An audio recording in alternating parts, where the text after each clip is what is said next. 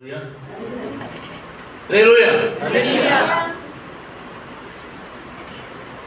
ನಾಟ್ಗಳಲ್ಲಿ ನಾವು ಇದೇ ಕುರಿತು ನಾವು கொஞ்சம் பார்த்தோம். ಕಳೆದ ದಿವಸಗಳಲ್ಲಿ ಇದರ ಕುರಿತಾಗಿ ನಾವು ನೋಡಿದ್ವಿ. எலியாவும் ஒரு குருவும் ஒரு சிஷ்யனும் கடந்து வந்த ஒரு பாதையை நாம் இங்கே பார்க்கிறோம். ಒಬ್ಬ ಗುರು ಮತ್ತೆ ಶಿಷ್ಯನು ಹಾದು ಬಂದಂತ ಹಾದಿಯ ಕುರಿತಾಗಿ ನಾವು ನೋಡಿದೆವು. அவர்களுக்கு எலிசாவுக்கு 4 விதமான ಅನುಭವத்தை ಕற்றுக் கொடுத்ததை நாம் இங்கே பார்க்கிறோம். ಎಲಿಷನಿಗೆ ಎಲಿಯನು 4 ರೀತಿಯಾದ ಅನುಭವಗಳನ್ನು ಕಲ್ಪಿಸಿ ಕೊಡುವುದನ್ನು ನಾವು ನೋಡುತ್ತೇವೆ. எல்லா இடத்திலும் எலியாவை விட்டு எலிசா பின்வாங்காமல் பின்பற்றியே போனான் என்று பார்க்கிறோம். ಎಲ್ಲಾ ಜಾಗದಲ್ಲಿಯೂ ಎಲಿಷನು ಎಲಿಯನನ್ನು ಹಿಂಜರಿಯದೆ ಆತನಿಗೆ ವಿಧೇಯನಾಗಿ ಹೋಗುತ್ತಿದ್ದನು. இப்படித்தான் நாமும் கூட ஆண்டவராகிய இயேசுவை பின்பற்ற கடமைப்பட்டவರಾಗಿರುತ್ತೇವೆ. ಹಾಗೆಯೇ ನಾವು ಸಹ ಯೇಸು ಕ್ರಿಸ್ತನನ್ನು ಹಿಂಬಾಲಿಸಬೇಕು ಎಂಬುದಾಗಿ ಜವಾಬ್ದಾರಿಯನ್ನು ಹೊಂದಿದ್ದೇವೆ. எல்லா சூழ்நிலைகளிலும் கர்த்தரை பின்பற்ற ஒரு நல்ல எடுத்துக்காட்டு இந்த அதிகாரத்திலே உள்ளது. ಎಲ್ಲಾ ಸನ್ನಿವೇಶಗಳಲ್ಲೂ ಆತನನ್ನು ಯೇಸುವನ್ನು ಹಿಂಬಾಲಿಸಿ ಹೋಗುವುದರ ಕುರಿತಾಗಿ ಈ ವಾಕ್ಯದಲ್ಲಿ ಬರೆದಿದೆ. 16 வெளிப்படுத்தல் 16 அதிகாரம் 4 வசனத்தை வாசிக்கும் பொழுது ಪ್ರಕಟಣೆ 14 ಅಧ್ಯಾಯ 4 ವಾಕ್ಯವನ್ನು ನಾವು ಓದುವಾಗ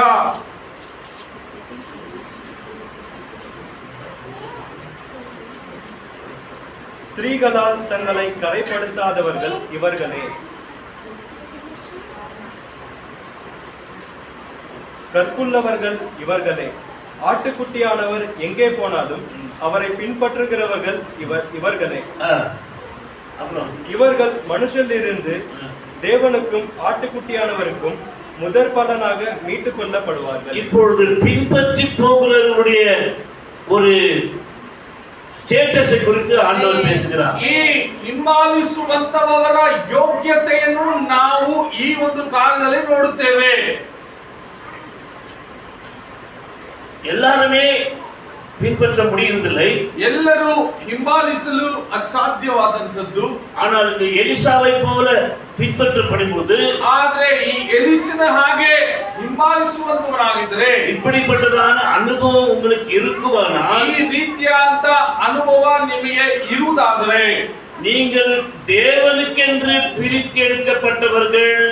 ನೀವು ದೇವರಿಗೋಸ್ಕರ ಬೇರ್ಪಡಿಸಲ್ಪಟ್ಟಂತವರು. முதலாவது தேவனுக்கென்று பிரித்தெடுக்கப்பட்டவர்கள். ಮೊದಲನೇದಾಗಿ ದೇವರಿಗಾಗಿ ನೀವು ಬೇರ್ಪಡಿಸಲ್ಪಟ್ಟಂತವರು. இரண்டாவது ஃபர்ஸ்ட் ஃப்ரூட் என்று சொல்றார். ಎರಡನೇದಾಗಿ ಮೊದಲ ಹಣ್ಣು ಎಂಬುದಾಗಿ ನೋಡುತ್ತೇವೆ. முதல் பலனுக்குரிய தகுதி உள்ளவர்கள், ಪ್ರಥಮ ಫಲಕ್ಕೆ ಬೇಕಾದಂತ ಯೋಗ್ಯತೆಗಳು. ಆದ್ದರಿಂದಲೇ ಎಲಿಷನು இப்படிப்பட்ட ಅನುಭವಗಳಲ್ಲಿ ಅವನು ಬಂದதை பார்த்து, ಈ ರೀತಿಯಾದ ಅನುಭವಗಳಲ್ಲಿ ಆತನು ಹಾದು ಬಂದದ್ದನ್ನು ನಾವು ನೋಡುತ್ತೇವೆ. நம்மளால தியானிக்க முடியாவிட்டாலும், ಪೂರ್ತಿಯಾಗಿ ನಮ್ಮಿಂದ ಧ್ಯಾನಿಸಲು ಸಾಧ್ಯವಾಗದಿದ್ದರೂ, இந்த அளவுக்கு கர்த்தருடைய சமூகத்திலே கவனிப்போம். ನಮ್ಮಿಂದ ಆದಷ್ಟು ನಾವು ಕರ್ತನ ವಾಕ್ಯವನ್ನು ಧ್ಯಾನಿಸೋಣ. இப்பொழுது அவள் இருந்த இடம் கில்கால். ಅವರು ಇದ್ದಂತ ಸ್ಥಳ ಗಿಲ್ಗಾಲ್ ಎಂಬುದಾಗಿ. ಗಿಲ್ಗಾಲ್ என்ற பெயர் எப்பொழுது வந்தது? ಈ ಗಿಲ್ಗಾಲ್ ಎಂಬಂತ ಹೆಸರು ಯಾವಾಗ ಬಂದಿತು? ಎದಕ್ಕಾಗ ಬಂದது? ಯಾವುದಕ್ಕೋಸ್ಕರ ಬಂದಿತು? ಗಮನಿக்கும் பொழுது ನಾವು ಆ ರೀತಿಯಾಗಿ ಗಮನಿಸಿ ನೋಡಿದಾಗ, ಯೋಶುವವಿನ ಪುಸ್ತಕಂ, ಯೆಹೋಶುವನು ಬರೆದಂತ ಪತ್ರಿಕೆ 5ನೇ ಅಧಿಕಾರಂ 5ನೇ ಅಧ್ಯಾಯ 9வது ವಚನ 9ನೇ ವಾಕ್ಯ.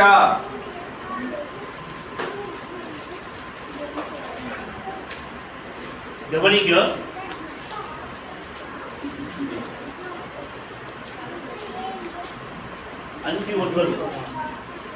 ನಾನು ಐಗುಪ್ತರ ನಿಂದೆಯನ್ನು ಈ ಹೊತ್ತು ನಿಮ್ಮಿಂದ ನಿವಾರಿಸಿ ಬಿಟ್ಟಿದ್ದೇನೆಂದು ಹೇಳಿದರಿಂದ ಆ ಸ್ಥಳಕ್ಕೆ ಇಂದಿನವರೆಗೂ ಗಿಲ್ಗಾಲ್ ಎಂಬ ಹೆಸರಿದೆ.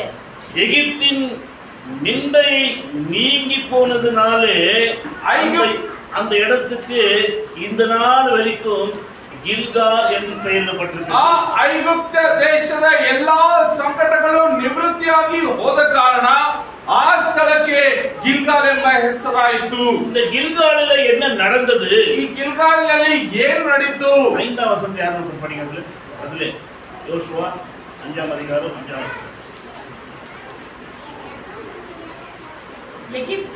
எகிப்திலிருந்து புறப்பட்ட எல்லா ஜனங்களும் விருத்த சேதனம் பண்ணப்பட்டிருந்தார்கள்.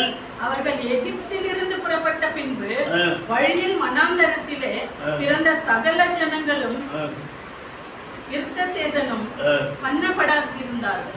அல்லேலூயா. இதுவரைக்கும் அந்த விருத்த சேதனம் ಎಂದು சொன்னால் ಜ್ಞಾನಸ್ನಾನಕ್ಕೆ ಅಡೆಯಾಳವಾಗಿ இருக்கிறது. ಈ ಸುನ್ನತಿ ಎಂಬುದಾಗಿ ಹೇಳುವಾಗ ಅದು ದೀಕ್ಷಾಸ್ನಾನದ ಗುರುತಾಗಿದೆ. ಎಲಿಯಾ ಎಂದು சொன்னால் ಅದು ಯೇಸು ಕ್ರಿಸ್ತಕ್ಕೆ ಅಡೆಯಾಳವಾಗಿ. ಎಲಿಯನು ಎಂಬುದಾಗಿ ನೋಡುವಾಗ ಅದು ಯೇಸು ಕ್ರಿಸ್ತನ ಹೋಲಿಕೆಯಾಗಿದೆ. ಎಲಿಸಾ ಎಂದು சொன்னால் ಅದು ತಿರುಚಬೈಗೆ ಅಡೆಯಾಳವಾಗಿ. ಎಲಿಷನು ಎಂಬುದಾಗಿ ನೋಡುವಾಗ ಅದು ಸಭೆಗೆ ಅದು ಹೋಲಿಕೆಯಾಗಿದೆ. ಗಿಲ್ಗಾಲ್ ಎಂದು சொன்னால் ಅದು ನೀக்கப்பಟ್ಟದಕ್ಕೆ ಅಡೆಯಾಳವಾಗಿ இருக்கிறது. ಗಿಲ್ಗಾಲ್ ಎಂಬುದಾಗಿ ನೋಡುವಾಗ ಅದು ತಳ್ಳಲ್ಪಟ್ಟಂತ ಒಂದು ಕಾರ್ಯವಾಗಿ ನೋಡುತ್ತೇವೆ. ನಿಂದೆ ನೀக்கப்பಟ್ಟದು, ನಿಂದೆಯು ತಳ್ಳಲ್ಪಟ್ಟಂತ ಒಂದು ಕಾರ್ಯ. 40 ವರ್ಷமாக ಅವರು ಕಳೆದು ಬಂದಿದ್ದು, 40 ವರ್ಷಗಳ ಕಾಲ ಅವರು ಹಾದು ಬಂದಿದ್ರು. ನಿಂದೆ ನೀக்கப்பಡಾದಿದ್ದು, ಅವರ ನಿಂದನೆಗಳು ನೀಗಿಸಲ್ಪಡಲಿಲ್ಲ.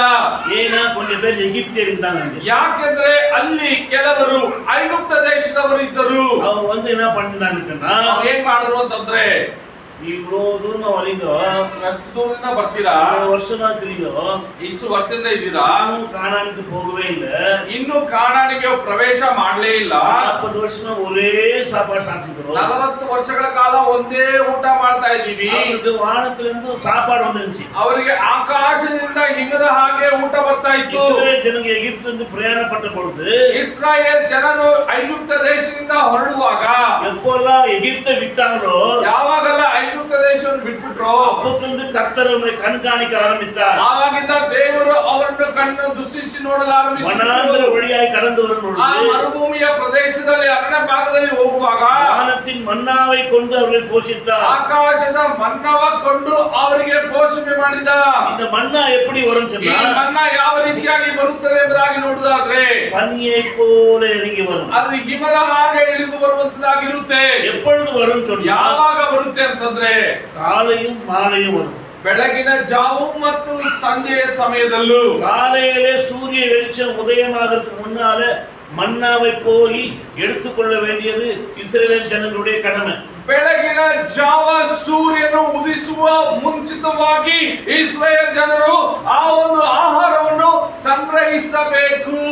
சாயங்காலம் இருட்டாடுவதற்காக இஸ்ரவேல் ஜனங்கள் போய் அந்த மன்னாவை எடுத்துக்கொள்ள வேண்டும். ರಾತ್ರಿಯಲ್ಲಿ ಕತ್ತಲಾದ ತರುವಾಯ ಆ ಇಸ್ರಾಯೇಲ್ ಜನರು ಆ ಒಂದು ಮನ್ನವನ್ನು ಹೋಗಿ ಶೇಖರಣೆ ಮಾಡಿ ಇಟ್ಕೊಳ್ಬೇಕು. ಸೂರ್ಯ ஒளி வந்ததற்காக போய் எடுக்க போனா, ಸೂರ್ಯನ ಕಿರಣಗಳು ಬಂದ ಮೇಲೆ ಹೋಗಿ ತೆಗೆದುಕೊಳ್ಳಲು ಹೋದ್ರೆ மன்னா உருகி போய்விடும். ಆ ಒಂದು ಮನ್ನವು ಕರಗಿ ಹೋಗುತ್ತೆ.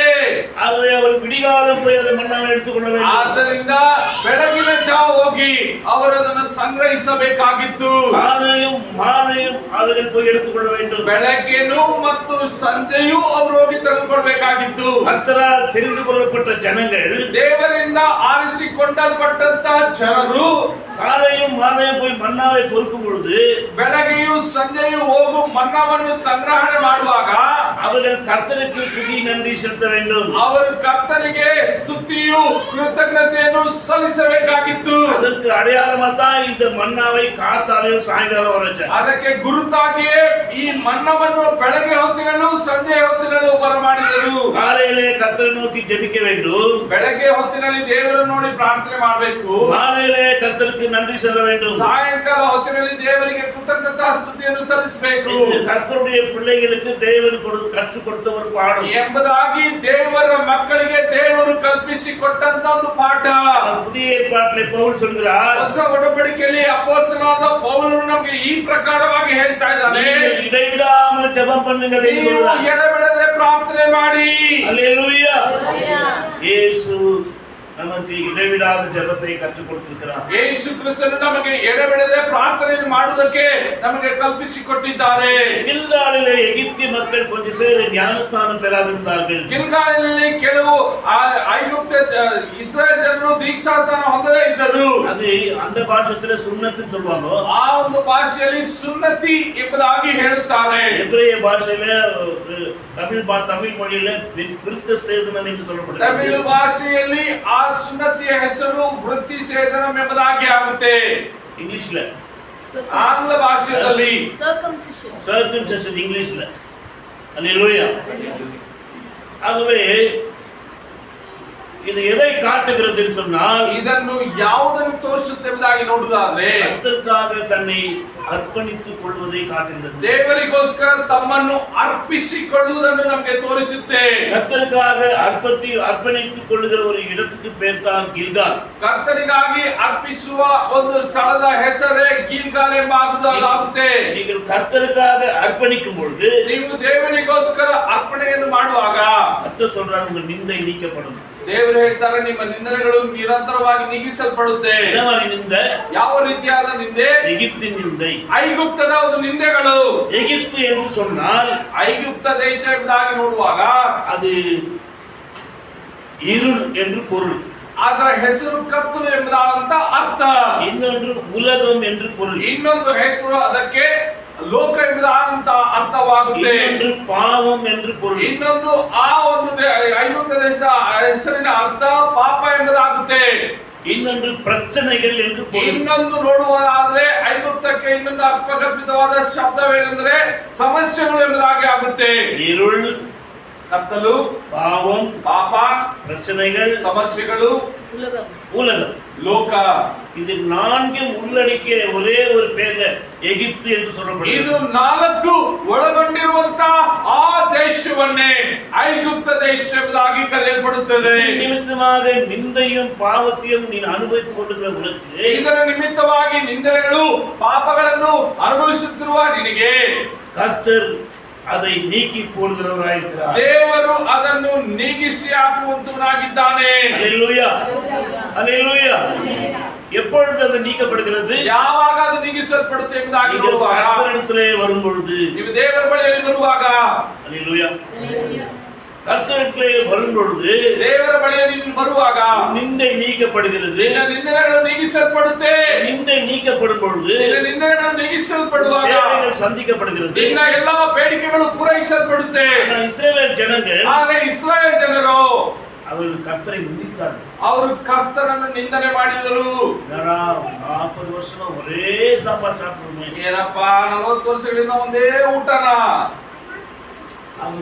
ಆದ್ರಿಂದ அவர் அவர்களை அந்த 9வது வசனம் படிக்க 5:9. ಯೆಹೋವನು ಯೆಹೋಶುವನಿಗೆ, ನಾನು ಐಗುಪ್ತರ ನಿಂದೆಯನ್ನು ಈ ಹೊತ್ತು ನಿಮ್ಮಿಂದ ನಿವಾರಿಸಿ ಬಿಟ್ಟಿದ್ದೇನೆಂದು ಹೇಳಿದ್ದರಿಂದ ಆ ಸ್ಥಳಕ್ಕೆ ಇಂದಿನವರೆಗೂ ಗಿಲ್ಗಾಲ್ ಎಂಬ ಹೆಸರು ಬಂತು. ಆಮೇಲೆ ಇಸ್ರಾಯೇಲರು ಗಿಲ್ಗಾಲಿನಲ್ಲಿ ಇಳುಕೊಂಡಿದ್ದಾಗ ಮೊದಲನೆಯ ತಿಂಗಳಿನ 14ನೇ ದಿನದ ಸಾಯಂಕಾಲ ಯೆರಿಕೋವಿನ ಬಯಲಿನಲ್ಲಿ ಪಸ್ಕ ಹಬ್ಬವನ್ನು ಆಚರಿಸಿ ಮರು ದಿವಸದಿಂದ ಆ ದೇಶದ ಧಾನ್ಯವನ್ನು ಊಟಕ್ಕೆ ಉಪಯೋಗಿಸಿ ತೊಡಗಿದರು. ಹೇಗೆಂದರೆ ಅದೇ ದಿನದಲ್ಲಿ கர்த்தர் யோசுவாவை நோக்கி, இன்று எகிப்தின் நிந்தையை உங்கள் மேல் இராதபடிக்கு புரட்டி போட்டேன் என்றார். அதனால் அந்த ஸ்தலம் இந்நாள் வரைக்கும் கில்கால் எண்ணப்பட்டது. இஸ்ரவேல் புத்திரர் கில்காலில் பாளையம் இறங்கி இருந்தது. மாதத்தின் 14ஆம் தேதி அந்தி நேரத்திலே எரிகோவின் சமனான வேலிகளில் பஸ்காவை ஆசரித்தார்கள். பஸ்காவின் மறுநாளாகிய அன்றைய தினம் அவர்கள் தேசத்தினுடைய தானியத்தாலாகிய புளிப்பில்லாத அப்பங்களையும் சுட்ட கதிர்களையும் புசித்தார்கள். அவர்களுக்கு பதிலாக அவர் எழும் பண்ணின அவர்கள் பிள்ளைகளை யோசுவா விருத்த சேதம் பண்ணினார். வழியிலே அவர்களை விருத்த சேதனம் பண்ணாததினால் அவர்கள் விருத்த சேதனம் இல்லாதிருந்தார்கள். ஜனங்கள் எல்லோரும் விருத்த சேதனம் பண்ணப்பட்ட பின்பு அவர்கள் குணமாக்கும் மட்டும் தங்கள் இடத்திலே பாளையத்தில் தரித்திருந்தார்கள். கர்த்தர் யோசுவாவை நோக்கி, இன்று எகிப்தின் நிந்தையை உங்கள் மேல் இராதபடிக்கு புரட்டி போட பண்ணினேன் என்றார்.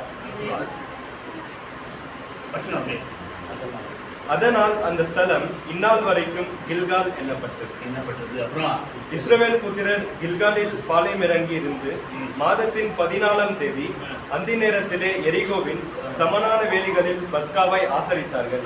பஸ்காவின் மறுநாளாகிய அன்றைய தினம் அவர்கள் தேசத்தினுடைய தானியத்தாலாகிய புளிப்பில்லாத அப்பங்களையும் சுட்ட கதிர்களையும் புசித்தார்கள். அல்லேலூயா. இது வரைக்கும் மன்னாவை சாப்பிட்டாங்க.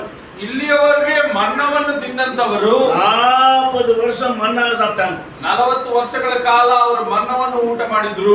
ஒரே மாதிரி சாப்பாடு இருக்குதுன்னு நினைச்சாங்க. ಏನಪ್ಪ ಒಂದೇ ತರ ಊಟ ಎಂಬುದಾಗಿ ನಿಂದನೆ ಮಾಡಿದ್ರು. கர்த்தர் ஒரு பிளான் போட்டார். ಈಗ ದೇವರು ಒಂದು ಪ್ಲಾನ್ ಅನ್ನು ತಿಟ್ಟನ್ನು ಹಾಕಿದ್ರು. வானத்திலிருந்து சாப்பாடு கொடுக்க கூடாது. ಇನ್ನು ಮೇಲೆ ಆಕಾಶದಿಂದ ಇವರಿಗೆ ಊಟ ಕೊಡಬಾರದು. இவங்களே விதைச்சு ಇವರೇ ಬೀಜ ಬಿತ್ತಿ இவங்களே விவசாயம் பண்ணி ಇವರೇ ವ್ಯವಸಾಯ ಮಾಡಿ இவங்களே தானியம் அறுத்து ಇವರೇ ಧಾನ್ಯಗಳನ್ನೆಲ್ಲ ಕೊಯ್ದು இவங்களே ரொட்டி சுட்டு ಇವರೇ ರೊಟ್ಟಿಯನ್ನು ತಟ್ಟಿ புளிப்பில்லாத அப்ப பண்டிகை செய்ய வேண்டும். ಹುಳಿ ಇಲ್ಲದ ಆ ರೊಟ್ಟಿಯ ಹಬ್ಬದ ಆಚರಣೆ ಮಾಡಬೇಕು. எதுங்க ஈஸி? ಯಾವ್ದಪ್ಪ ಸುಲಭ? காலையில ஓடி போய் எடுத்து வச்சுட்டு சாப்பிடுறது ஈஸியா? ಬೆಳಗ್ಗೆ ಹೋಗಿ ಎತ್ಕೊಂಡು ಹಾಸ್ಕೊಂಡ್ ಬಂದು ತಿನ್ನೋದು ಚೆನ್ನಾಗಿರತ್ತಾ? ரூட்டு விவசாயம் பண்ணி தானியத்தை விளை வச்சு அப்புறம் அறுத்து அப்புறம் சுட்டு அப்புறம் சாப்பிடுறது ஈஸியா? ಇಲ್ಲ ಅಂದ್ರೆ ಗದ್ದೆಗೆ ಹೋಗಿ ಗದ್ದೆಯಲ್ಲಿ ಒಳ ಉಳಿ ಒಳಲ್ಲಿ ಬೀಜ ಬಿತ್ತಿ ಬೀಜ ಬಂದ ಮೇಲೆ ಅದನ್ನ ಕೊಯ್ದು ಅದನ್ನ ಮಾಡಿ ಅಡಿಗೆ ಮಾಡಿ ತಿನ್ನೋದು ಅದು ನಮ್ಗೆ ಸುಲಭನಾ? நெத்தி வேறு நிலத்துல விட்டு நீ சாப்பிடுற அளவுக்கு இந்த நிலைமை அவனுக்கு ஏன் வந்துச்சு? ಬೆವರು ನೀನು ಸುರಿಸಿ ಕೈ ಕೆಸರು ಆಗುವಷ್ಟು ನೀನು ಮಾಡಿ ಅದನ್ನು ತಿನ್ನುವಂತ ಅವಶ್ಯಕತೆ ನಿನಗೆ ಏನಿತ್ತು? உனக்குள்ளே வந்த நிந்தை, ನಿನ್ನಲ್ಲಿ ಬಂದಂತ ನಿಂದನೆಗಳು, சாபத்தின் நிந்தை உனக்குள்ள இருக்கிற ಶಾಪಗ್ರಸ್ತಿಕೆಯ ನಿಂದನೆಗಳು ನಿನ್ನಲ್ಲಿ ಇರುವ ಕಾರಣ எப்பவுமே நிந்திக்கப்படுವ வாயிலிருந்து நிந்தை தான் வரும். ಯಾವಾಗಲೂ ನಿಂದನೆ ಮಾಡುವವರ ಬಾಯಿಂದ ಯಾವಾಗಲೂ ನಿಂದನೆ ಬರುತ್ತೆ. ஒரு நாள் நகோமி பார்த்து நகோமின்னு கூப்பிட்டாங்க. ಒಂದು ದಿವಸ ನಹಮಿಯನ್ನು ನೋಡಿ ನೆಹೆಮಿಯಾ ಎಂಬುದಾಗಿ ಕರೆದ್ರು. நகோமின்னு கூப்பிடாத, ಈ ನನ್ನ ನಹಮಿ ಅಂತ ಕರಿಬೇಡ, மாறான்னு கூப்பிடு. ನನ್ನನ್ನು ಮಾರ ಎಂಬುದಾಗಿ ಕರೆ. மாறானா கசப்பு. ಯಾಕೆಂದ್ರೆ ಮಾರ ಎಂಬುದ್ರೆ ಕಹಿ ಎಂಬಂತ ಅರ್ಥ. ಅವಳ வாழ்க்கையிலே ಕಸப்பு வந்து விட்டது. ಅವರ ಜೀವನದಲ್ಲಿ ಕಹಿಯಾದ ಅನುಭವಗಳು ಅನೇಕವಾಗಿತ್ತು. ನಿಂದೆಯ பேச ஆரம்பிச்சிட்டா. ಅವಳು ನಿಂದನೆಯಾಗಿ ಮಾತನಾಡಲು ಆರಂಭಿಸಿಬಿಟ್ಟಳು. அல்லேலூயா. ஏன் வந்தது கசப்பு? ಯಾಕೆ ಆ ಕಹಿಯಾದ ಅನುಭವ ಬಂತು ಅವಳಿಗೆ? இந்த இடம் எருசலேம். ಅವಳಿದ್ದಂತ ಜಾಗನು ಇಸ್ರಾಯೇಲ ದೇಶ. எருசலேம் அப்பத்தின் வீடு. ಯೆರೂಸಲೇಮ್ ಎಂಬಂತದ್ದು ಅದು ರೊಟ್ಟಿಯ ಮನೆ ಎಂಬುದಾಗುತ್ತೆ. விட்டுட்டாங்க, எரிகோவுக்கு பாகாலுக்கு போனாங்க. ಅದನ್ನು ಬಿಟ್ಟು ಎರಿಕೋ ಪಟ್ಟಣಕ್ಕೆ ಬರ್ತಾಳೆ. யோவா வேற பட்டணத்துக்கு போனா, மோவா பட்டணத்துக்கு போனா. ಮೋವಾ ಪಟ್ಟಣಕ್ಕೆ ಹೋಗ್ತಾಳೆ. அங்கே அது அங்க விக்கிரக ஆராதனை நிறைஞ்ச ஊரு. ಅದು ವಿಗ್ರಹ ಆರಾಧನೆ ಮಾಡುವಂತ ಒಂದು ಸ್ಥಳ. அந்த ஊருக்கு போனது இல்லாம ಆ ಊರಿಗೆ ಹೋಗಿದ್ದಲ್ಲದೆ ரெண்டு பிள்ளைகளுக்கு அங்கேயே மாப்பிள்ளை செலக்ட் பண்ணிட்டாங்க.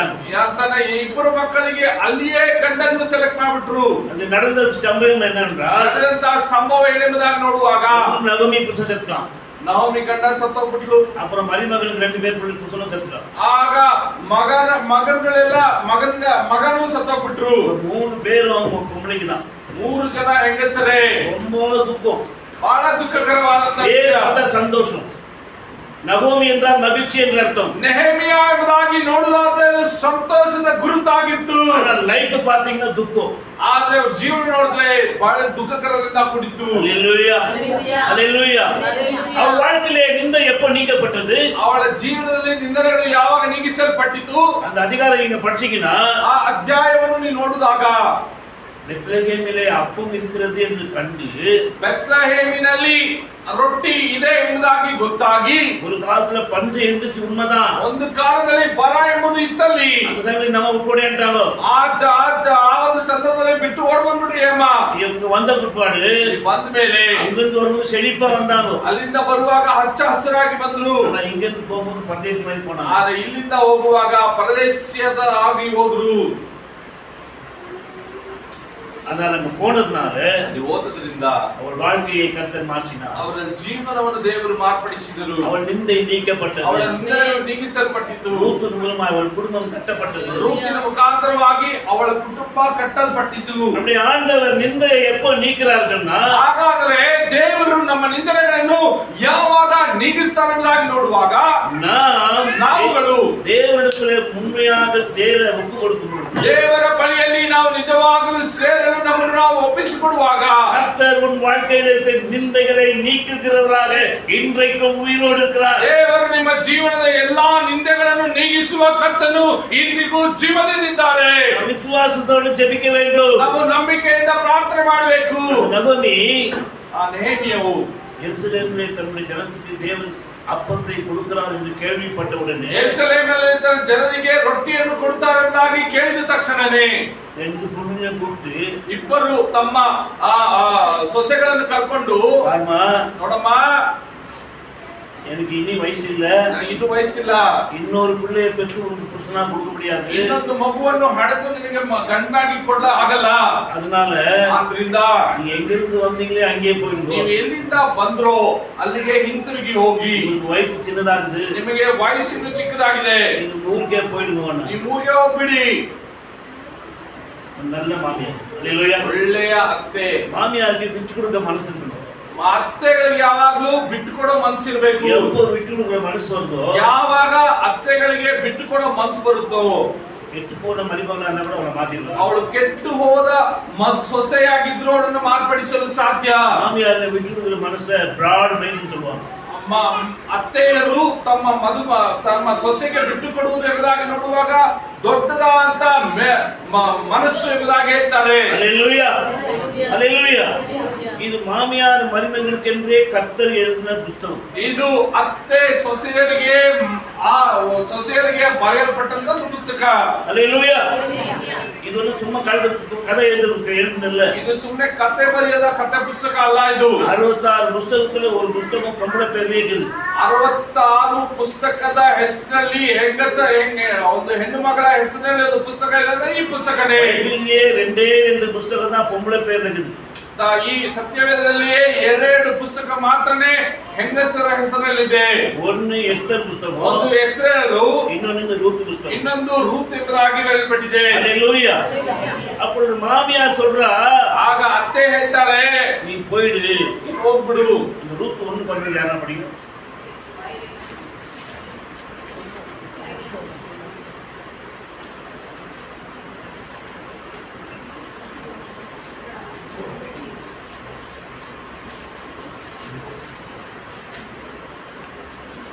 கர்த்தர் உங்களை ஆசீர்வதிப்பாராக.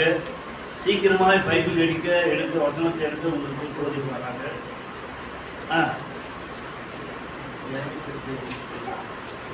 Chapter 1:15. So Naomi said to her, Ruth, your sister-in-law, has gone back to her people and to her God.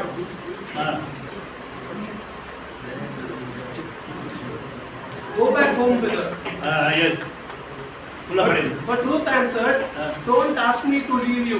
Don't ask me to leave you. Let me go with you. Let me go with you. Wherever you go, I will go. Wherever you go, I will go. Wherever you live, I will live. Wherever you live, I will live. Your people will be my people. Your people is my people. And your God will be my God. Your God is my God. ಅವಳು ವಿಗ್ರಹங்களை ವಣಗಿ ಕೊಂಡಿದ್ದವಳು, ಆ ವಿಗ್ರಹಗಳನ್ನು ಆರಾಧನೆ ಮಾಡತಕ್ಕಂತ ಅವಳು. இந்த நகோமிகிட்ட ಅವರು கத்துன பாடம் என்னன்னா, ಈ ನೆಹೆಮಿಯ ಬಳಿಯಲ್ಲಿ ಕಲಿತುಕೊಂಡಂತ ಪಾಠ ಏನೆಂಬುದಾಗಿ ನೋಡುವಾಗ, நகோமி எப்படிப்பட்டவளாகிறவಳು தெரியாது, ನಹೋಮಿ ಯಾವ ರೀತಿಯಾದವಳು ಗೊತ್ತಿಲ್ಲ. ஆனா நகோமி வணங்குற தெய்வம் உண்மையான தெய்வம். ಆದ್ರೆ ನಹೋಮಿ ಅಡ್ಡ ಬೀಳುವಂತ ದೇವರು ನಿಜವಾದ ದೇವರು. உன்கிட்ட இருக்கிற உண்மை, நீ ஆராதிக்கிற உண்மையான தெய்வத்துக்காக ನೀನು ಆರಾಧನೆ ಮಾಡುವ ನಿಜವಾದ ದೇವರಿಗೋಸ್ಕರ என் ஜாதியை விட்டு உன் ஜாதியை நான் தெரிந்து கொடுக்கிறேன். ನನ್ನ ಜಾತಿಯನ್ನು ಬಿಟ್ಟು ನಿಮ್ಮ ಜಾತಿಯನ್ನು ಆದುಕೊಂಡಿದ್ದೀನಿ. நீ என் ஜனங்கள் அல்ல, ನೀನು ನನ್ನ ಜನರಲ್ಲ, உங்க ஜனங்க தான் என் ஜனங்க. ನಿಮ್ಮ ಜನರೇ ನನ್ನ ಜನರು. எவ்வளவு கஷ்டம் தெரியுமா? ಎಷ್ಟೊಂದು ಕಷ್ಟ ಗೊತ್ತಾ? நம்ம வீட்டுல நம்ம பழகிப்போம், ನಮ್ಮ ಮನೆಯಲ್ಲಿ ನಾವು ಅಭ್ಯಾಸದಿಂದ ಇರ್ತೀವಿ. அண்ணன் தம்பி அக்கா தம்பி பழகிப்போம். ಅಕ್ಕ ತಂಗಿ ಅಣ್ಣ ತಮ್ಮ ಮಾತ್ರ ನಾವು ಪಳಗಿರ್ತೀವಿ. புது வீட்டுல போய் அப்படி பழகணும்னா கஷ்டம். ಆದ್ರೆ ಹೊಸ ಮನೆಗೆ ಹೋಗಿ ಪಳಗಬೇಕಂದ್ರೆ ಬಹಳ ಕಷ್ಟ.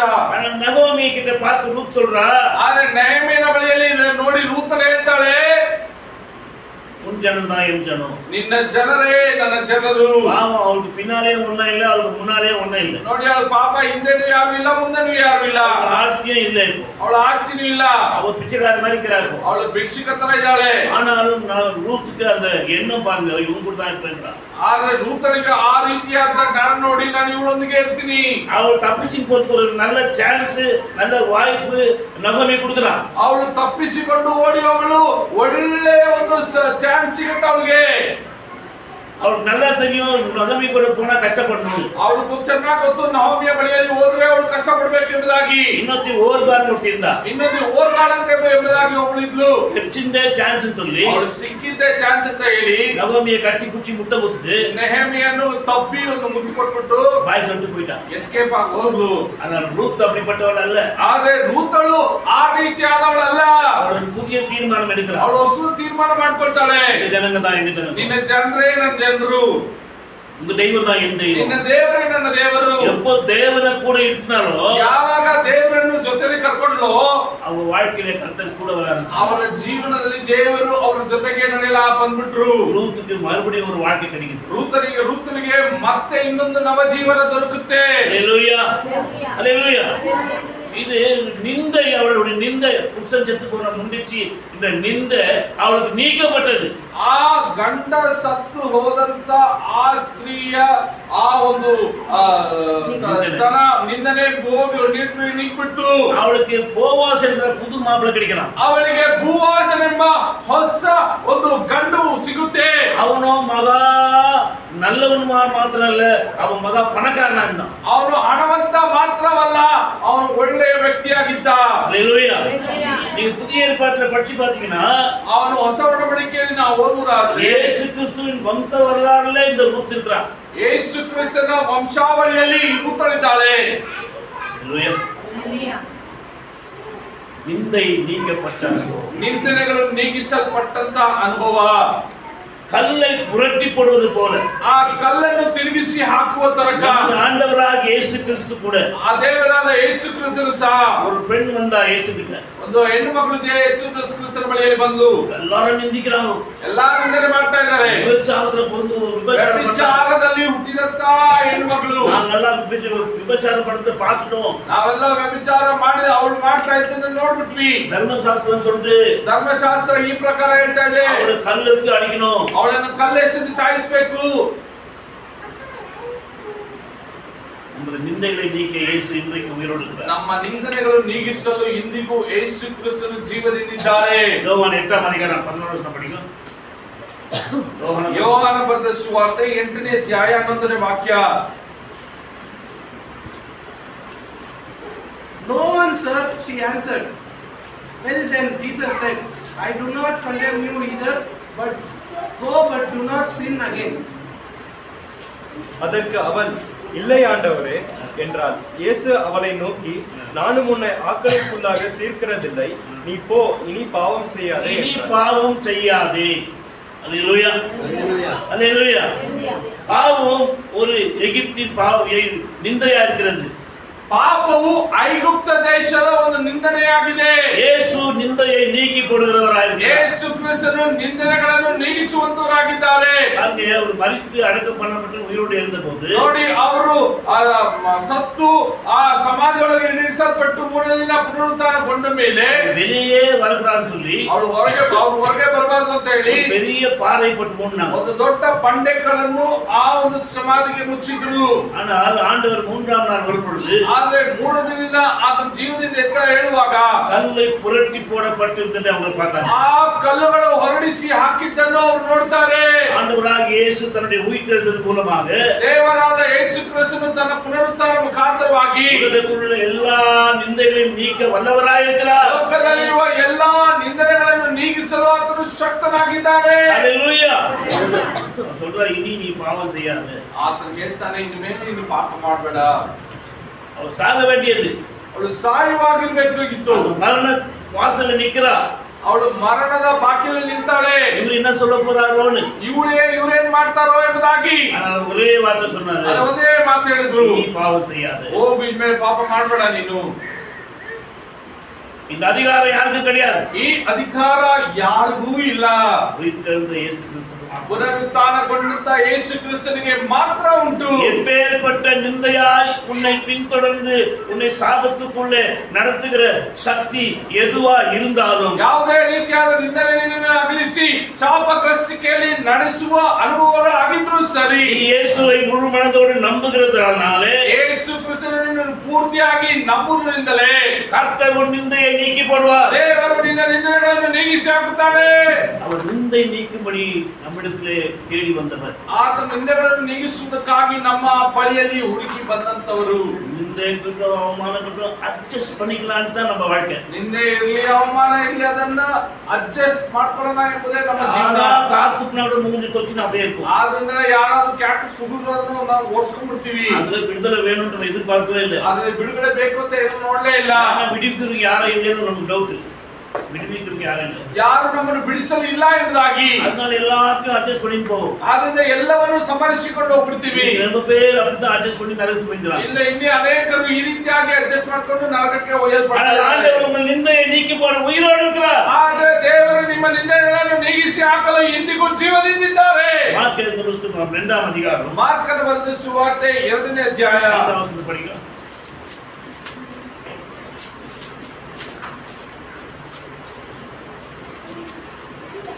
When 4 men arrived carrying a paralyzed man to Jesus, because of the crowd, however, they could not get the man to him. So they made a hole in the roof right above the place where Jesus was.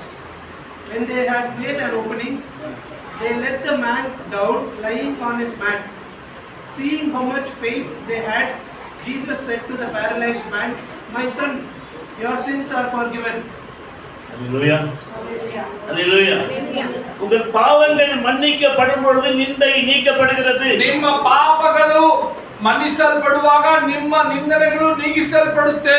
நிந்தைகள் நிந்தை சொன்னா அது சாபத்துல வருது, பாவத்துல வருது, பிரச்சனைல வருது, போராட்டத்துல வருது, தரித்திரத்துல வருது, எத்தனையோ வகையில. இப்போ நீங்க இருக்கிறதெல்லாம் எழுந்து நின்னாக்கா பாத்தியா எல்லாத்தையும் விட்டுட்டு இப்படி அனாதையா நிக்கிற அப்படின்னாவே நமக்கு மனசு ವೇದನೆಪடும். ನಿಂದನೆಗಳು ಬರುವಾಗ ನಿಂದನೆಗಳು ಯಾವುದರಿಂದ ನಮಗೆ ಬರುತ್ತದೆ ಎಂಬುದಾಗಿ ನೋಡುವಾಗ ಪಾಪದಿಂದ ಶಾಪದಿಂದ ಎಲ್ಲಾ ರೀತಿಯಾದಂತ ಕಾರ್ಯಗಳಿಂದ ಬರುವಂತದಾಗಿದೆ. ಆಗ ಯಾರಾದ್ರೂ ಹೇಳುವಾಗ ನೀನು ನಿನ್ನ ಕಾರ್ಯಗಳು ಈ ರೀತಿಯಾಗಿ ಆಗಿದೆ ಎಂಬುದಾಗಿ ಆಗುವಾಗ ನಮಗೆ ಬಹಳ ದುಃಖ ಉಂಟಾಗುವಂತದಾಗಿರುತ್ತೆ. ಕಣ್ಣು பார்த்து என்னம்மா இன்னும் கல்யாணம் ஆகலையானு ಒಂದು ಹೆಣ್ಣು ಮಗಳನ್ನು ನೋಡಿ ಇನ್ನೂ ಮದುವೆ ಆಗಿಲ್ಲಮ್ಮ ನಿನ್ಗೆ கேள்வி கேட்கிற மாதிரி இருக்கும். ಪ್ರಶ್ನೆ ಕೇಳೋ ತರ ಇರುತ್ತೆ. மனசுல ஒரு நோவு இருக்கும். ಆದ್ರೆ ಮನಸ್ಸಿನಲ್ಲಿ ನೋವು ಉಂಟಾಗುತ್ತೆ. நிந்திக்கிற மாதிரியே இருக்கும். ಅದು ನಿಂದನೆಗೊಳಗಾಗಿಸುವಂತದಾಗಿಯೇ ಇರುತ್ತೆ. நிந்தனைக்கு பலவிதமான அவதாரம் இருக்கு. ನಿಂದನೆಗೆ ಹಲವು ರೀತಿಯಾದಂತ ಅವತಾರಗಳು ಉಂಟು. இது நீக்கப்படுவதற்கு, ಇದು ನೀಗಿಸಲ್ಪಡುವುದಕ್ಕೆ ಯೇಸು சொல்றாரு, ಯೇಸು ಹೇಳ್ತಾರೆ பாவங்கள் மன்னிக்கப்பட்டது, ನಿನ್ನ ಪಾಪಗಳು ಕ್ಷಮಿಸಲ್ಪಟ್ಟಿವೆ. எதை பார்த்தாரு ஆண்டவர்? ಯಾವುದನ್ನು ನೋಡಿ ಹೇಳಿದ್ರು? 4 பேர் விசுவாசத்தை பார்த்தாரு. 4 ಜನರ ನಂಬಿಕೆ ನೋಡಿದ್ರು. ஒரு வீட்ல இயேசு பிரசங்கம் பண்ணி கொண்டிருக்கிறாரு. ಮನೆಯಲ್ಲಿ ದೇವರು ಪ್ರಸಂಗ ಮಾಡ್ತಾ ಇದ್ರು. ஒருத்தன் பேரலைஸ் ஆகி எங்கேயோ கிடக்குறான். ಒಬ್ಬ ಪಾರ್ಶ್ವ ವಾಯು ರೋಗದ ಪೀಡಿತವನಾಗಿದ್ದವನಲ್ಲಿ ಎಲ್ಲೋ ಇದ್ದಾನೆ. அவன் வீட்ல பிரசங்கம் பண்றத இயேசு பார்த்துட்டு, ಅವನು ಮನೆಯಲ್ಲಿ ಆ ಪ್ರಸಂಗ ಮಾಡುವುದನ್ನು ಯೇಸು ನೋಡಿ ಅಲ್ಲಿ அவரை பார்த்து அந்த வீட்ல பேசிக்கிறாரு. ಅವ್ರು ಮಾತಾಡ್ತಾ ಇದ್ದಾರೆ. ஒரு 4 பேர் வந்தாங்க. 4 ಜನ ಬಂದ್ರು. இயேசு கிட்ட போனா ಯೇಸು ಹತ್ರ ಹೋದ್ರೆ இந்த பேரலைஸ் ஆனவன் ಈ ಪಾರ್ಶ್ವ ವಾಯು ರೋಗವನ್ನು ಪೀಡಿತಂತವನು குணமடைவான், ಗುಣವಂತಾನೆ. அல்லேலூயா, அல்லேಲೂಯಾ. அந்த அதிகாரத்தை நீங்கள் படிச்சீங்கன்னா ಆ ಅಧ್ಯಾಯವನ್ನು ಪೂರ್ತಿಯಾಗಿ ನೋಡುವಾಗ அந்த 4 பேருடைய விசுவாசத்தை கர்த்தர் பார்த்தார். ಆ 4 ಜನ ನಂಬಿಕೆಯನ್ನು ದೇವರು ನೋಡಿದ್ರು. அவங்க என்ன பண்ணாங்க தெரியுமா? ಏನ್ ಮಾಡಿದ್ರು ಗೊತ್ತಾ? வீட்டு மேல ஏறினாங்க. ಮನೆ ಮೇಲೆ ಹತ್ತಿದ್ರು. ஒருத்தர் ஏறினாவே நம்மளால தாங்க முடியாது. ಒಬ್ರು ಹತ್ತಿದ್ರೇನೆ ಸಾಕ ಅವ್ರಿಗೆ. புடி புடி அடி அடி ஓடும். ಒಡ್ರಿ ಒಡಿರಿ ಇಡೀರಿ ಅಂತ ಹೋಗ್ತೀವಿ. எல்லாரும் இயேசு கிறிஸ்துவின் பிரசங்கத்துல மதிமயங்கி கிடக்குறாங்க. ಎಲ್ಲಾರು ಯೇಸು ಕ್ರಿಸ್ತನ ಪ್ರಸಂಗದಲ್ಲಿ ಯಾವ ಹತ್ರ ಹೇಳ್ತಿದ್ದಂತ ಬೋಧನೆಯಲ್ಲಿ ಭೀತರಾಗಿದ್ದಾರೆ. 4 பேர் ஏறிந்தில்லாம 4 ಜನ ಹತ್ತಿದ್ದು ಮಾತ್ರವಲ್ಲದೆ படுத்துக்கிற பேரலைஸ் ஆயிடுறவன கட்டலோட தூக்கி போறாங்க. ಈ ಮಂಚದ ಮೇಲೆ ಮಲಗಿರುವಂತ ಪಾರ್ಶ್ವವಾಯು ರೋಗಿಯನ್ನು ಸಹ ಮಂಚದ ಸಮೇತ ಕೊಂಡೊಯ್ದ್ರು. அப்போ ಜನಗಳು சும்மா தாக்குறாங்க. ಆಗ್ಲೂ ಸುಮ್ಮನೆ ಇದ್ರ ಜನರು ஓடெல்லாம் பிரிக்கிறாங்க. ಅವರು ಆ ಹೆಂಚೆಲ್ಲ ಬಿಚ್ತಾರೆ. அப்போ ಜನಗಳು சும்மா தாக்குறாங்க. ಆಗ್ಲೂ ಜನ ಸುಮ್ಮನೆ ಇರ್ತಾರೆ. அவன கீழே இருக்கிறாங்க. ಅವನು ಕೆಳಗಿಳಿಸ್ತಾ ಇದ್ದಾರೆ. கர்த்தர் இந்த 4 பேர் விசுவாசத்தை பார்த்தார். ದೇವರು ಆ 4 ಜನರ ನಂಬಿಕೆಯನ್ನು ನೋಡಿದ್ರು. அவனை பார்த்து ನೋಡಿ, பாவம் மன்னிக்கப்பட்டது, ನಿನ್ನ ಪಾಪಗಳು ಕ್ಷಮಿಸಲ್ಪಟ್ಟಿವೆ. இயேசு கிட்ட வந்தா ಯೇಸುವಿನ ಬಳಿಗೆ ಬಂದ್ರೆ பாவம் மன்னிக்கப்படும் என்ற ಪಾಪ நிச்சயம். ಕ್ಷಮಿಸಲ್ಪಡುತ್ತದೆ ಎಂಬ ನಂಬಿಕೆ ನಿನಗಿರಬೇಕು. அல்லேலூயா. பாவம் மன்னிக்கப்படும் பொழுதுதான் ಪಾಪಗಳು ಕ್ಷಮಿಸಲ್ಪಡುವಾಗಲೇ நிந்தை நீக்கப்படுகிறது, ನಿಂದನೆಗಳು ನೀಗಿಸಲ್ಪಡುತ್ತೆ. அல்லேலூயா, அல்லேலூயா. இந்த கடைசி நாட்களிலே ಕಡೆ ದಿವಸಗಳಲ್ಲಿ திருச்சபையிலே ಸಭೆಯಲ್ಲಿ இயேசு கிறிஸ்துவை சிலுவையிலே அடிச்சு பாவம் செஞ்ச ஜனங்க ಯೇಸು ಕ್ರಿಸ್ತನನ್ನು ಶಿಲುಬೆಗೆ ಹಾಕಿಸಿ ಪಾಪ ಮಾಡಿದಂತ ಜನರು ஒரு நாள் இயேசு கிறிஸ்துவை பற்றி பேசிட்டு ಒಂದು ದಿವಸ ಯೇಸು ಕ್ರಿಸ್ತನ ಕುರಿತಾಗಿ ಪೇತ್ರನು ಮಾತಾಡ್ತಾ ಇರುವಾಗ பேசிலே சொல்லிட்டாரு, ಅವ್ರು ಮಾತಲ್ಲೇ ಹೇಳ್ಬಿಟ್ರು, அவர் தேவாதி தேவன் தான், ಅವರು ದೇವಾದಿ ದೇವನೇ, ஆனா நீங்க அவரை சிலுவையில அடிச்சிட்டீங்க.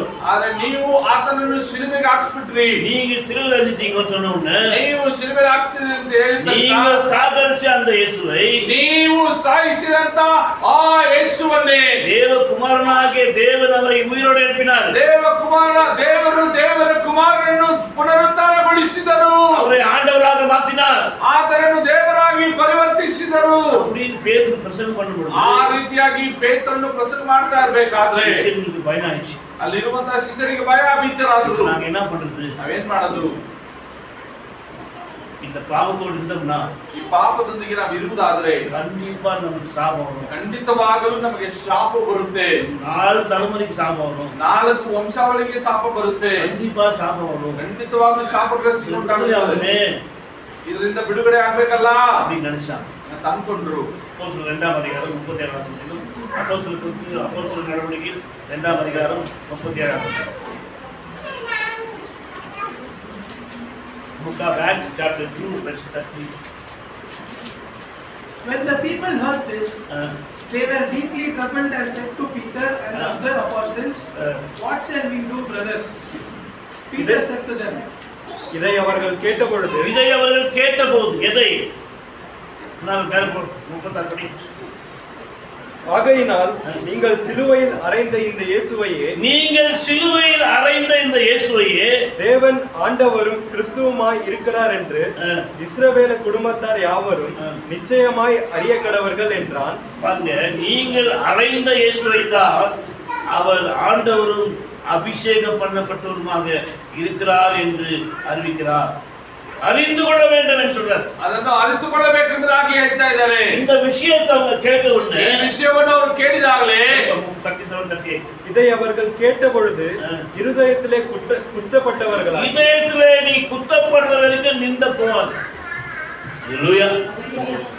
உன்னுடைய தவறுகளை மனசார உணர்கிற வரைக்கும் உனக்கு விடுதலை கிடைக்காது. ನಿಮ್ಮ ತಪ್ಪುಗಳನ್ನು ಮನಸಾರ ನೀನು ಅದನ್ನು ಅರಿಕೆ ಮಾಡುವವರೆಗೂ ನಿನ್ನಿಂದ ಆ ನಿಂದನೆಯಿಂದ ಹೊರಬರಲು ಸಾಧ್ಯ ಇಲ್ಲ.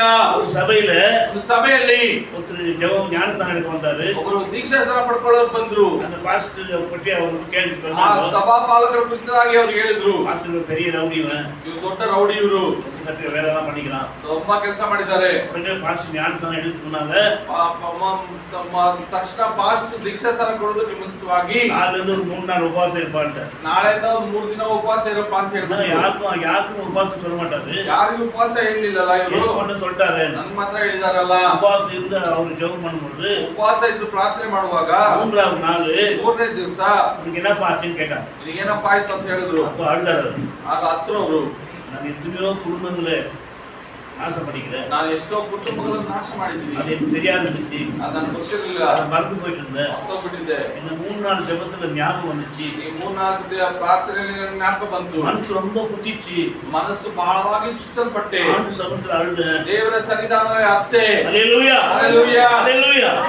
இப்போ நீ ஞானஸ்நானம் எடுக்க தகுதியானவன். ಈಗ ದೀಕ್ಷಾಸ್ನಾನ ಹೊಂದಲು ಯೋಗ್ಯನಾಗಿದ್ಯಾ. நீ அந்த பாவத்தின் சாபம் பின்னால வராது. ಈಗ ಪಾಪದ ಶಾಪಗ್ರಸ್ತಿಗೆ ನಿನ್ನಿಂದ ಬರಲ್ಲ. நிந்தை நீக்கப்பட்டது, ನಿಂದನೆಗಳು ನೀಗಿಸಲ್ಪಟ್ಟಿತು. அல்லேலூயா, அல்லேலூயா. இதுதான் பரலோகத்துக்கு போறதுக்கு முதல் வழி. ಇದೇ ಪರಲೋಕಕ್ಕೆ ಒಯ್ಯಲ್ಪಡೋದಕ್ಕೆ ಮೊದಲನೇ ಹಾದಿ. இதுதான் கில்காலின் அனுபவம். ಇದೇ ಗಿಲ್ಗಾಲಿನ ಅನುಭವ. அல்லேலூயா. இஸ்ரவேல் ஜனங்களுடைய நிந்தை நீக்கப்பட்ட அனுபவம் இது. ಇಸ್ರಾಯೇಲ್ ಜನರ ನಿಂದನೆಗಳು ನೀಗಿಸಲ್ಪಟ್ಟಂತ ಅನುಭವ ಇದು. சபைக்கு முதல் சபைக்கு தேவன் கொடுக்கிற ஆலோசனை இது. ಸಭೆಗೆ ಮೊದಲು ಕೊಡುವಂತ ಆಲೋಚನೆ ಇದು. இது இயேசு கிறிஸ்து உயிரோடு எழுந்து 50ஆவது நாள் சபை ஏற்பட்டப்பட்டது. அந்த சபையில முதல் பிரசங்கத்துல இந்த வார்த்தையை பேதுரு யூதர்களுக்கு சொல்றார். ಯೇಸು ಕ್ರಿಸ್ತನ ಪುನರುತ್ಥಾನಗೊಂಡಾಗ ಆ ಸಭೆಯಲ್ಲಿ 50ನೇ ದಿನವಾದಂತ ಆ ದಿನದಲ್ಲಿ ಪ್ರಸಂಗ ಮಾಡುತ್ತಿರುವಂತಹ ಸಮಯದಲ್ಲಿ ಪೇತ್ರನಿಗೆ ದೇವರು ಪ್ರಕಟಪಡಿಸಿದಂತ ವಾರ್ತೆಗಳು ಇವುಗಳು. சகோதரர்களே நாங்கள் என்ன செய்ய வேண்டும்? ಸಹೋದರಗಳೇ ನಾವೇನ್ ಮಾಡ್ಬೇಕು? தப்பு பண்ணிட்டோம், ತಪ್ಪು ಮಾಡಿದ್ದೇವೆ, சிலுவையில அறிஞ்சிட்டோம், ಸಿಲುಬೆಗೆ ಹಾಕಿಸಲ್ಪಟ್ಟಿದ್ದೀವಿ, பெரிய பாவம் செய்தோம், ಅನೇಕ ಪಾಪ ಮಾಡಿದ್ದೀವಿ, அவர் கடவுள் எங்களுக்கு தெரியல, ದೇವರು ಅಂತ ಗೊತ್ತಿಲ್ಲ, உயிரோடு எழுந்துருவார் நாங்க நம்பல, ಜೀವದಿಂದ ಎದ್ದೇಳ್ತಾರೆ ಅಂತ ನಂಬಲಿಲ್ಲ. இப்போ பரிசுத்த ஆவியானவர் எல்லாரும் மேல இறங்கியிருக்கிறாரு, ಈಗ ಪವಿತ್ರಾತ್ಮರು ಎಲ್ಲರ ಮೇಲೆ ಸುರುಮಳೆಯಾಗಿ ಸುರಿದಿದ್ದಾರೆ, பேசுகிறாரு, ಎಲ್ಲರೊಂದಿಗೆ ಮಾತಾಡಿದ್ದಾರೆ. ನಾವು பாவத்திலிருந்து மன்னிப்பு பெறணும். ನಾವು ಪಾಪದಿಂದ ಕ್ಷಮಾಪಣೆ ಹೊಂದಬೇಕು. நாங்க என்ன செய்யறது? ಏನ್ ಮಾಡ್ಬೇಕು? குத்தப்பட்டவர்கள் சீசர்களை கேட்கிறார்கள். ಆ ಚುಚ್ಚಲ್ಪಟ್ಟಂತವರು ಶಿಷ್ಯರನ್ನು ಕೇಳ್ತಾ ಇದ್ದಾರೆ. மூத்தேவி படிப்பா சார் 37. அதை அவர்கள் கேட்டபோது இருதயத்திலே குத்தப்பட்டவர்களாக பேதுருவையும் மற்ற அப்போஸ்தலரையும் பார்த்து சகோதரரே நாங்கள் என்ன செய்ய வேண்டும் என்றார்கள். அப்பொழுது அவர்களை நோக்கி நீங்கள் மனம் திரும்பி ஒவ்வொருவரும் பாவ மன்னிப்புக்கென்று இயேசு கிறிஸ்துவின் நாமத்தினாலே ஞானஸ்நானம் பெற்றுக்கொள்ளுங்கள். ஒவ்வொருத்தரும் என்ன பண்ணணுமா? ಒಬ್ಬೊಬ್ಬರು ಏನ್ ಮಾಡ್ಬೇಕಂತೆ? மனம் திரும்ப வேண்டும், ಮಾನಸಾಂತರ ಹೊಂದಬೇಕು, ஞானஸ்நானம் பெற வேண்டும், அப்புறம் ದೀಕ್ಷಾಸ್ನಾನ ಹೊಂದ್ಕೊಳ್ಬೇಕು.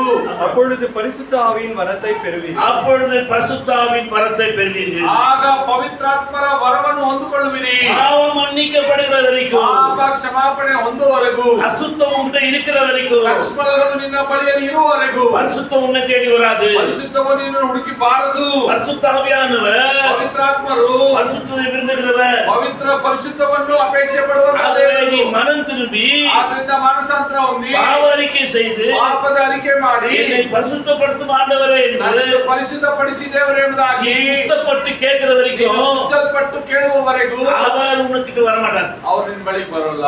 பரிசுத்த ஆவியானவர் வந்தால் ಪವಿತ್ರಾತ್ಮರು ಬಂದ್ರೆ உன் நிந்தை நீக்கப்படுவது மாத்திரமல்ல, ನಿಂದನೆಗಳನ್ನು ನೀಗಿಸುವುದು ಮಾತ್ರವಲ್ಲದೆ உனக்கு நித்தியம் சேர்க்கப்படும். ನಿನಗೆ ನಿತ್ಯವೂ ಸೇರಿಸಲ್ಪಡುವಂತದಾಗಿರುತ್ತೆ. அல்லேலூயா, அல்லேலூயா, அல்லேலூயா. கரங்களை தட்டி கர்த்தரை மகிமைப்படுத்துவோம். நிந்தையை நீக்கப்படுகிற கர்த்தர் நம்மோடு கூட இருக்கிறார். ನಿನ್ನ ನಿಂದನೆಗಳನ್ನು ನೀಗಿಸುವಂತ ದೇವರು ನಮ್ಮ ಸಂಗಡ ಇದ್ದಾರೆ. நம்முடைய பாவங்கள் நம்மை குத்த வேண்டும். ನಮ್ಮ ಪಾಪಗಳು ನಮಗೆ ಚುಚ್ಚಲ್ಪಡಬೇಕು. செய்த பாவம் பரவாயில்லை விட்டுக்கூடாது. ನಮ್ಮ ಮಾಡಿದಂತ ಪಾಪಗಳು ಪರವಾಗಿಲ್ಲ ಅಂತ ಬಿಟ್ಬಿಡಬಾರದು. செஞ்ச பாவம் தண்டனைக்குரியது என்று ನೀನು ಮಾಡಿದಂತ ಪಾಪ ಅದು ದಂಡನೆಗೆ ಗುರಿಯಾಗಿ ಮಾಡುವಂತದಾಗಿದೆ. மனசாட்சியில் உணர்வு வர வேண்டும். ನಿನ್ನ ಮನಸ್ಸಾಕ್ಷಿಯಲ್ಲಿ ಆ ಒಂದು ಪ್ರೇರೇಪಣೆ ಬರಬೇಕು. இந்த பாவம் எனக்கு வேண்டாம் என்று ಈ ಪಾಪ ನನಗೆ ಬೇಡ ಎಂಬುದಾಗಿ அறிக்கை செய்கிற மனசு வர வேண்டும். அறிக்கை ಮಾಡುವ ಮನಸ್ಸು ಬರುವವರೆಗೂ பரிசுத்தமான வாழ்க்கை எனக்கு வேண்டும் என்று ಪರಿಶುದ್ಧವಾದ ಜೀವನ ನನಗೆ ಬೇಕು ಎಂಬುದಾಗಿ கதறி ஜெபிக்கிற அனுபவம் வர வேண்டும். ನೀನು ಗದರಿಕೆಯಿಂದ ಪ್ರಾರ್ಥನೆ ಮಾಡುವಂತ ಅನುಭವ ನಿನ್ನಲ್ಲಿ ಬರಬೇಕು. பரிசுத்த வாழ்க்கை தானா வராது. ಪರಿಶುದ್ಧ ಜೀವನ ತಾನಾಗಿಯೇ ಬಾರದು. பாவ வாழ்க்கை தானா வந்துரும். ಪಾಪದ ಜೀವನ ತಾನಾಗಿಯೇ பரிசுத்த வாழ்க்கை தானா வராது. ಆದರೆ ಪರಿಶುದ್ಧ ಜೀವನ ತಾನಾಗಿ ಬರಲ್ಲ. கண்கள் பரலோகத்தை நோக்கி பார்க்க வேண்டும். ಕಣ್ಣುಗಳು ಪರಲೋಕವನ್ನು ದೃಷ್ಟಿಸಿ ನೋಡಬೇಕು. இதயம் தேவனை நோக்கி கதற வேண்டும். ಹೃದಯವು ದೇವರನ್ನು ನೋಡಿ ಆತನನ್ನು ಕರಿಬೇಕು. அநித்தியமான வாழ்க்கையை நான் வெறுக்கிறேன். ಈ ಅನಿತ್ಯವಾದ ಜೀವವನ್ನು ನಾನು ಬಿಡ್ತೀನಿ. நித்தியமான வாழ்க்கைக்கு ஒப்பு கொடுக்கிறேன். ನಿತ್ಯವಾದ ಜೀವನಕ್ಕೆ ನಾನು ಒಪ್ಪಿಸಿಕೊಡ್ತೀನಿ. இயேசು இன்றைக்கு வருவீரானால், ಯೇಸು ನೀವಿಂದಿಗೆ ಬರುವುದಾದ್ರೆ தரிசிக்க நான் ஆவலா இருக்கிறேன். ನಿನ್ನನ್ನು ನೋಡಲು ನಾನು ಕಾತರದಿಂದಿದ್ದೀನಿ. இந்த கடைசி காலத்துல ಈ ಕಡೆ ಕಾಲದಲ್ಲಿ உலகத்துல இருந்தா கொண்டு போலாம் நினைக்காதீங்க. ಲೋಕದಿಂದ ಏನಾದ್ರೂ ಕೊಂಡೋಗ್ಬೇಕು ಅಂತ ಅನ್ಕೊಂಬೇಡಿ. கர்த்தரை பார்க்க வேண்டும் என்று ஆசை. ದೇವರನ್ನು ನೋಡಿ ಅಂತ ಆಸೆ ಪಡಿ. அவர் சீக்கிரமாய் ಅವರು வரப்போகிறார். ಬೇಗನೆ ಬರಲಿದ್ದಾನೆ. கில்காலிலே இருந்து நாசமா போயிடாதீங்க. ಗಿಲ್ಗಾಲಲ್ಲಿ ಇದ್ದು ನಾಶವಾಗಿ ಹೋಗ್ಬೇಡಿ. கில்கால் உன்னை சுத்திகரிக்க வேண்டும். ಗಿಲ್ಗಾಲ್ ನಿನ್ನನ್ನು ಶುದ್ಧೀಕರಿಸಬೇಕು. கில்காலில் நிந்தை நீக்கப்பட வேண்டும். ಗಿಲ್ಗಾಲಲ್ಲಿ ನಿನ್ನ ನಿಂದೆಗಳು ನೀಗಿಸಲ್ಪಡಬೇಕು. கில்காலிலே கர்த்தருடைய பண்டிகை கொண்டாடப்பட வேண்டும். ಗಿಲ್ಗಾಲಲ್ಲಿ ಕರ್ತನ ಹಬ್ಬವನ್ನು ಆಚರಣೆ ಮಾಡಬೇಕು. கர்த்தர் உங்களை நேசிக்க விரும்புகிறார். ದೇವರು ನಿಮ್ಮನ್ನು ಪ್ರೀತಿಸುತ್ತಾರೆ. அவருடைய அன்பு உங்கள் மேல் இருக்கிறது. ಆತನ ಪ್ರೀತಿ ನಿಮ್ಮ ಮೇಲಿದೆ. உங்க அன்பு அவர் மேல் இருக்கிறா. ನಿಮ್ಮ ಪ್ರೀತಿ ಅವ್ರ ಮೇಲೆ ಇದೆಯಾ? உங்களே நீங்க நிதானித்து பாருங்க. ನಿಮ್ಮನ್ನು ನೀವು ಪರೀಕ್ಷೆ ಮಾಡಿ ನೋಡಿ. கண்களை மூடுங்க. ಕಣ್ಣುಗಳನ್ನು ಮುಚ್ಚೋಣ. எழுந்து நிற்போம். ಎದ್ದು ನಿಂತ್ಕೊಳ್ಳೋಣ.